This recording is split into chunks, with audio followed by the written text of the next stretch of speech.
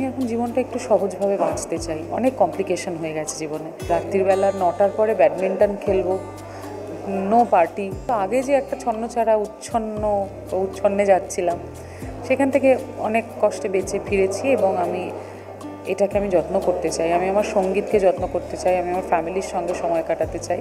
শীঘ্রই মঞ্চস্থ হতে চলেছে তোমাকে দেখবো বলে। আজকের আড্ডায় আমরা পেয়ে গেছি ইমন চক্রবর্তীকে। আর্টিস্ট টিভিতে তোমাকে স্বাগত। কেমন আছো বলো? নতুন বছর কতটা ব্যস্ততার মধ্যে কাটছে? বুঝতেই পারছো যে আজকে প্রেসকে ইন্টারভিউ দিয়েছি, সাজারই টাইম পাইনি, এরকম ব্যস্ততায় কাটছে। আমরা খুবই এক্সাইটেড। নতুন বছরে আমরা এত সুন্দর একটা অনুষ্ঠান ভেবেছি এবং সেটা আমরা মঞ্চস্থ করতে চলেছি তোমাকে দেখব বলে আগামী 22 এবং 23শে মার্চ নজরুল মঞ্চে, ঠিক সন্ধ্যে 6টায়।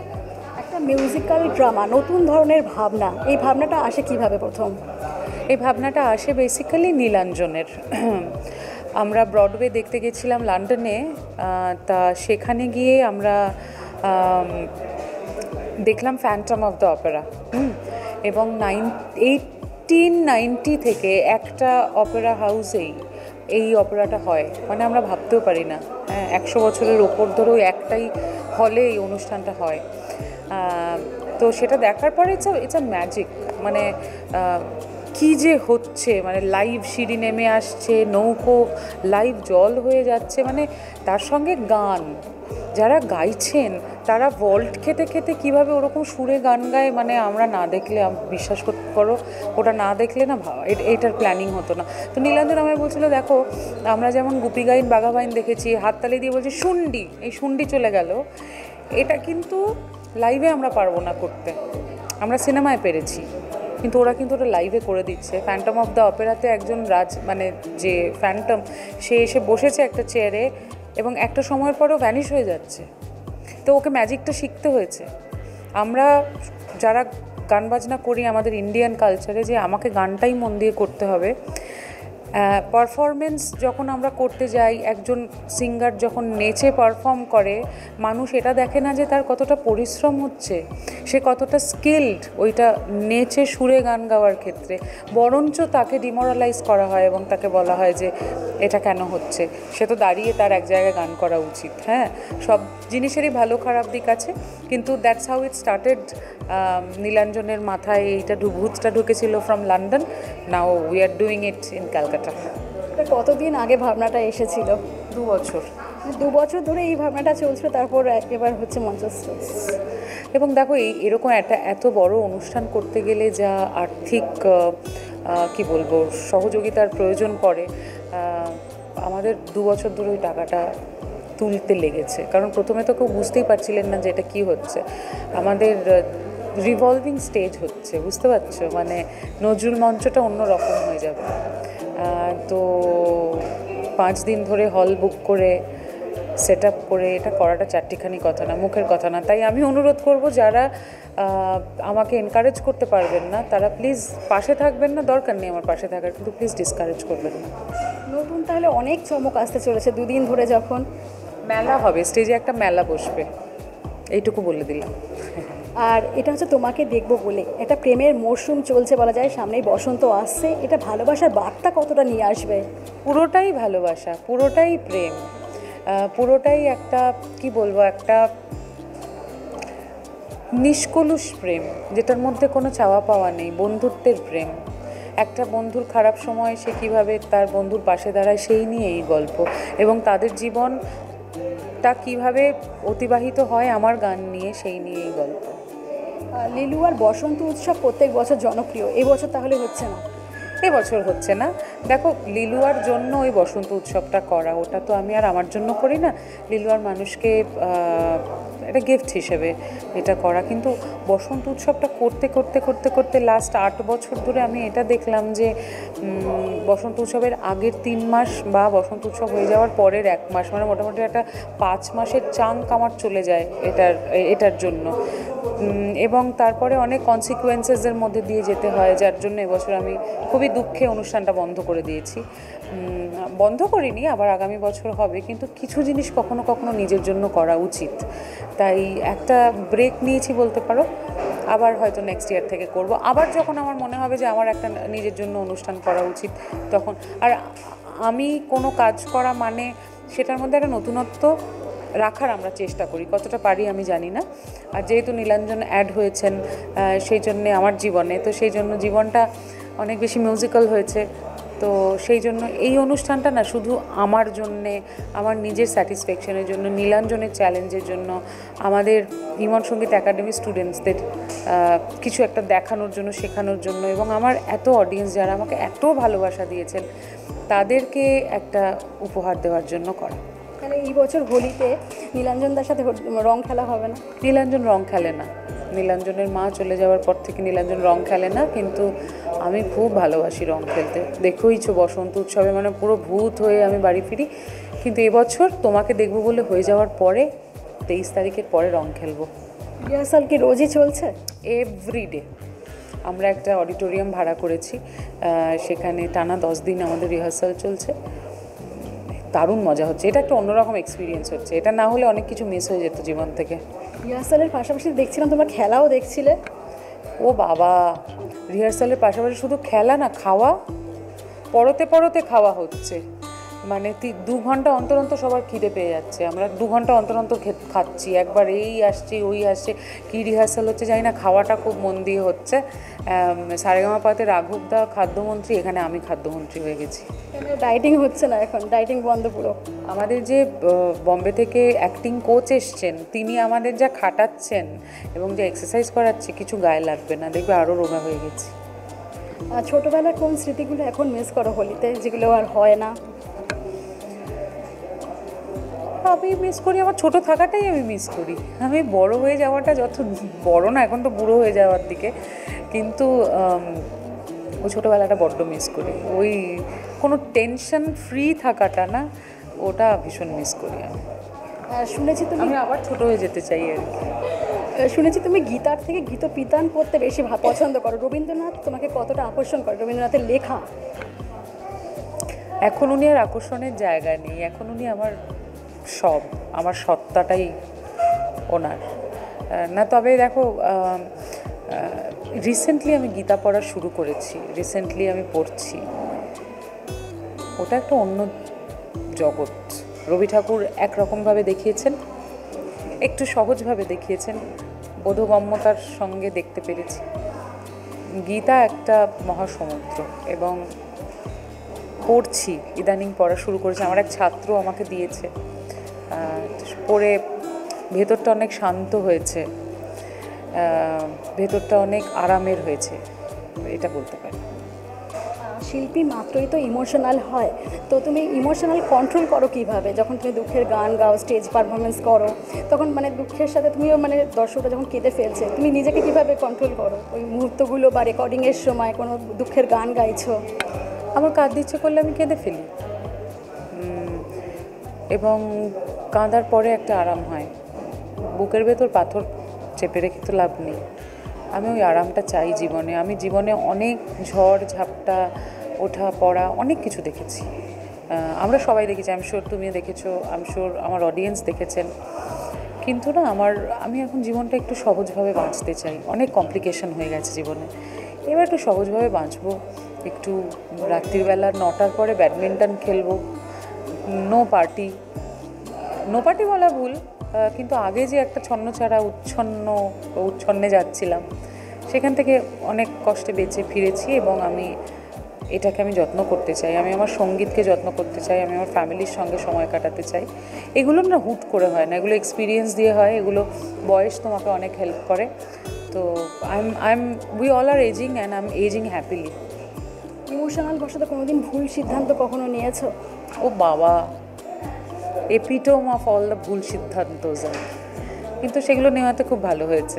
সেগুলো নেওয়াতে আমি এখন ঠিকগুলো চিনতে শিখেছি। এখন তুমি কোন কোন ভুলগুলো শুধরে নিতে চাও? নিজেকে কিভাবে তৈরি করছো? মেন্টালি স্ট্রং হচ্ছ কিভাবে?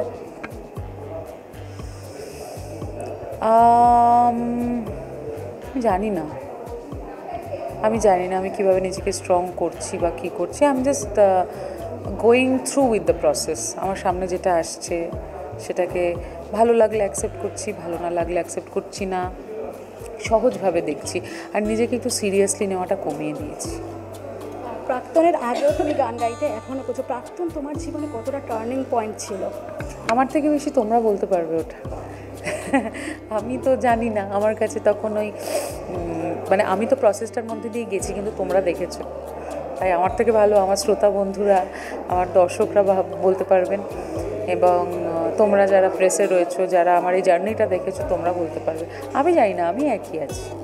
ওই ফিলিংসটা যদি শেয়ার করো, মানে ওই আমি যাকে তুমি যাকে ভালোবাসো, ওই গানটা যে এতটা ভাইরাল হলো, এতটা মানে ওই ফিলিংসটা, ওই তুমি ভেবেছিলে যখন গানটা অফার এসেছিলো, যখন গেয়েছিলে, তুমি এক্সপেক্ট করেছিলে এই জায়গায় যাবে গানটা? না, আমি ভাবিনি, কিন্তু হয়েছে। ওই গানটা ওটার মতো হয়েছে, পরে আরও যা যা গান গেয়েছি সেগুলো তাদের মতো হয়েছে। বাট আই এম হ্যাপি যে, এবং আই এম গ্ল্যাড যে প্রাক্তন happen to me. Social media থেকে দূরে থাকতে কেন চাও? ট্রোলিং এড়াতে? না না, সোশ্যাল মিডিয়া থেকে আমি দূরে থাকতে চাই নেগেটিভিটি এড়াতে। আমি সোশ্যাল মিডিয়াটা খুলে ভালো কিছু দেখতে পাই না, খুব কম দেখি, ভালো রেশিওটা কম, আর খারাপের নেগেটিভ জিনিসের রেশিওটা বেশি, আর নেগেটিভ জিনিস ইম্প্যাক্ট করেও বেশি। তোমাকে কেউ একটা ভালো বললো, বিশাল ভালো বললো, আর হঠাৎ করে এসে বলে দিল তোমাকে একটা, ধরো বলে দিল তোমার এই জামা এখানে একটা দাগ লেগে আছে, তোমার মনটা ওটাতেই চলে যাবে। তো আমি সেটার থেকে নিজেকে বের করার জন্যে মানে যতটা দূরে থাকা সম্ভব সোশ্যাল মিডিয়া থেকে দূরে থাকি। একটা সময় ছিল যখন টলিউডে গান গাওয়ানো হতো সিনেমাগুলোতে বলিউডের শিল্পীদের নিয়ে, পরবর্তী সময়তে যখন ওই যে আর্ট ফিল্ম কমার্শিয়াল ছবি ওইগুলো যখন ভেদাভেদ হচ্ছিল, তারপরে তো সবাইকে নিয়ে একত্রিত হয়ে হচ্ছে গানগুলো। তো এই ব্যাপারটা তুমি কতটা উপভোগ করো? আমি ভালো গান পেলেই খুব আনন্দ পাই, আমি অত ভাবি না আমাকে কত বড় ফিল্ম, কত ছোট ফিল্ম, কত মাঝারি ফিল্ম, ওসব আমি ভাবি না। আমি ভাবি যে আমার গানটা ভালো কিনা, আমি একটা ভালো গান পেয়েছি কিনা, সেটা আমার কাছে খুব ইম্পর্ট্যান্ট। আর যে গানটা না আমি দেখেছি, আমি খুব ভালোবেসে গাই, খুব নিজে মজা পেয়ে গাই, সেই গানগুলো মানুষের ভালো লাগে, সেগুলো হিট হয়ে যায়, তো সেইটা খুব মজার। অনেকেই বলে বাংলায় ভালো কাজ হয় না, কিন্তু অনেক কাজ তো হচ্ছে, কি বলবে সেই বক্তব্য নিয়ে? বাংলায় যে সব কাজই ভালো হয় সেরকমটা নয়, আবার বাংলায় যে সব কাজই খারাপ হয় সেরকমটা নয়। প্রত্যেকটা জায়গাতেই মানে সব কিছু সব ভালো হতে পারে, কখনোই হতে পারে না। তাই এইটা একেবারে ভুল যে একেবারে পাতে দেওয়ার মতো কিছু হচ্ছে না। আমরা নিজেরা দেখছি কিনা সেটাও একটা ব্যাপার। হ্যাঁ, এই যে আমরা একটা এরকম তোমাকে দেখবো বলে করছি, এটা তো হয়নি, এটা কজন মানুষ দেখতে আসবেন, এখন আমি সেই দিকে তাকিয়ে আছি। কটা প্রেস আমার এটা কভার করে, আমি সেই দিকে তাকিয়ে আছি। যে ইমন বিকিনি পরে সুইমিং পুলে চান করতে নামলে যে দেশ বিদেশের প্রেসেরা সব স্টোরি করে সেটা নিয়ে পয়সা কামায়, কিন্তু ইমন যখন একটা তোমাকে দেখবো বলে করে, তখন কটা প্রেস আসে এবং কটা প্রেস আমার পাশে দাঁড়ায়, আমি এখন সেটা দেখার জন্য মুখিয়ে আছি। ইমন বা ইমনের মতো শিল্পীরা যদি একটা অবজেক্ট হয় তোমার চ্যানেলের জন্যে, তাহলে তোমার দায়িত্ব, যখন তুমি ওকে জিজ্ঞেস না করে ওই স্টোরিটা কভার করছো, তখন যখন ওর তোমাকে প্রয়োজন, তুমি সেখানে ওর পাশে কতটা দাঁড়িয়ে আছো সেটা দেখাটাও খুব দরকার। So it has to be from both the side, দুদিক থেকেই হওয়া উচিত, সেটা কিন্তু হয় না। So which is very unfortunate. ওই আমি গেস হু সেগুলোতে আমাকে জিজ্ঞেস না করে একটা ছবি তুলে নেওয়া হলো, আমার কোনো একটা পার্সোনাল পোস্ট শেয়ার করে পোস্ট করে দেওয়া হলো। এই আনএথিক্যাল জিনিসগুলো যখন হয়, আমরা কিন্তু কেউ কিছু বলি না, ওদেরকে ফোন করে কিন্তু বলি না যে তুমি আচম্বিতে কেন আমার একটা ছবি তুলে ফেললে, বলি না, কিন্তু আমরা বরঞ্চ ঠিক আছে চলো হয়েছে। কিন্তু এরকম একটা কাজ যখন হচ্ছে, তখন তুমি আজকে নেই কেন? পরবর্তীকালে আমিও ভাববো যে এরপরে কার সাথে আমি কথাটা বলবো আর কার সাথে বলবো না। ভালো কাজে পাওয়া যায় না, পাওয়া যায় না, আমি একদম অন ক্যামেরা বলছি, ভালো কাজে পাওয়া যায় না।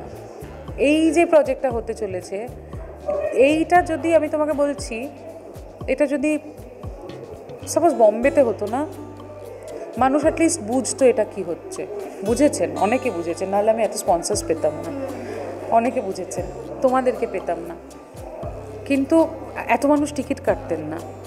বাট ভেরি আনফর্চুনেট যারা আমাকে ডিসকারেজ করছেন, এত পয়সা খরচা করছিস কেন, এটা তো একটা সিনেমার বাজেটের থেকে বেশি হয়ে গেছে।